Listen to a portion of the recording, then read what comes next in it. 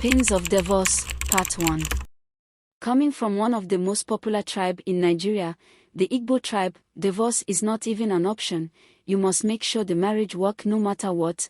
A lot of Nigeria women are victims of these rules, and sadly I am one of them. My name is Gloria. I met my husband Chris at a relative burial. After the burial, my mom came to me dancing and rejoicing. I asked her what the jubilation was for and she replied, "Congratulations, you are getting married." I was surprised at the response cause I don't remember telling her anything about getting married. She told me it was the guy I met at the burial. I was again surprised. Was he not supposed to tell me this? Why going to meet my mom because he thinks he knows her and it's an excellent yes? I whispered to myself. Well, it worked for him, because I had a very big fight with my mother because I refused to agree to the marriage. "Mom, I don't love him and he does not love me either," I said to my mom, but she insisted I agree to the marriage, assuring me that the love will grow. My mother is all I have and she has suffered so much to raise me. After my father passed away when I was just 3 years old, I had to agree to the marriage to make her happy. But to be honest, I was worried. I knew nothing about this guy, likewise him. He set up a meeting and we went out to a nice bar to talk about the marriage. There I told him few things about me and he was just listening. I thought to myself to just give it a try. He seems like a very sweet guy. Not knowing clothing a nice smile can cover up a lot of terrible characters. 3 months later we had our wedding and other traditional rites. I couldn't invite my friends over because I was still not convinced about the marriage but didn't have any choice.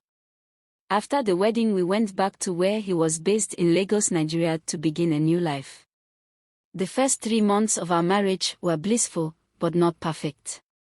I noticed he had a quick temper, and I was quite hot-tempered too, but for things to work one has to calm their temper for the other. I did. I had to start working on my temper. I started to learn to overlook some certain things.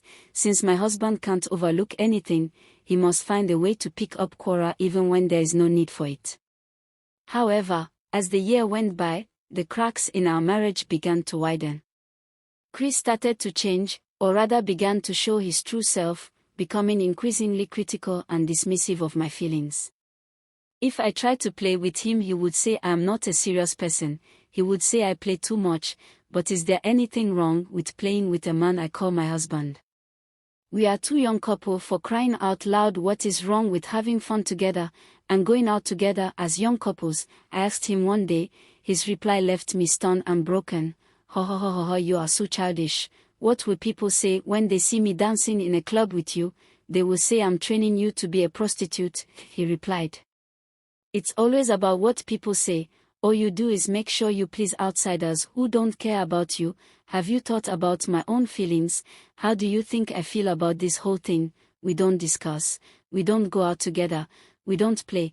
No romance. Whenever you feel like having some pleasure, you just ask me to submit myself and you go ahead and have me till you are satisfied. You don't even care how I feel," I replied in tears. This was not the kind of marriage I wanted. I never knew my love life will ever turn out to be this messy and uninteresting.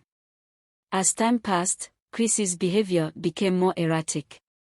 He would lash out at me for no reason, and then turn the whole table against me when I tried to react or complain about his actions. One day, Chris's anger turned physical. He slapped and beat me up in the presence of our 3 children, leaving me stunned and tearful. "Why are you doing this?" I said, holding my cheek and sobbing. Chris just shrugged. His expression was cold and unrepentant. As the abuse continued, I became increasingly isolated. Chris forbade me from seeing friends or going out, and even restricted me from leaving the house to functions or any fun activities. Live in a country where emotional, mental and verbal abuse is not taken seriously, and whenever you complain, you will be told to endure it and make the marriage work, without understanding how damaging these situations are. "You're my wife," Chris growled. "You do what I say." I felt trapped and alone, with no one to turn to. My mother, who had always been my rock, urged me to endure the marriage, reminding me that I had nowhere else to go. "Your father is dead, Gloria," my mother said, her voice laced with worry. You can't come back to me. You have to make this marriage work. She continued. Each time I call Chris's mother, it's always the same word. You will have to endure it. I passed through worst in the hands of my own husband, his father, but that is not what I want for myself. I can't go down this road. I'm too young for this. I'm so depressed and frustrated. My mental health is a mess. I cry myself to sleep all the time, and the worst part is he has no empathy for me. He will see me crying or moody and will never look at me, nor ask me what's going on with me. I feel invisible. It's been 8 years and I keep hurting every day with no one to console me. It seems nobody wants to see or understand my pain.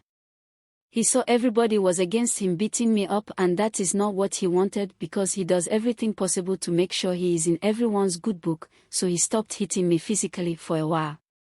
But what about the emotional and verbal abuse?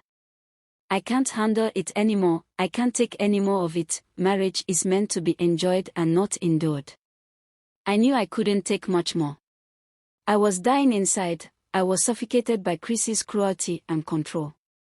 One day, I reached my breaking point.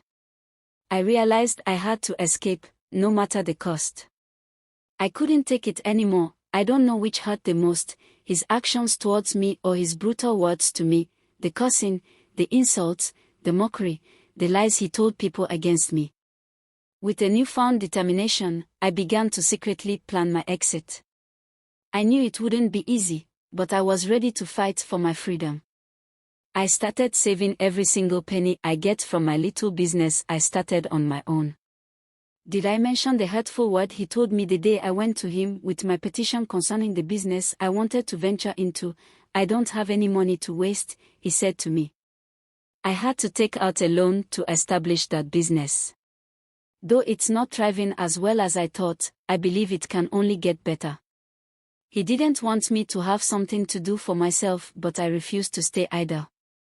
I will not be held captive anymore. I don't care what anyone has to say about me. I know it will be very difficult, but Gloria, you are a strong lady.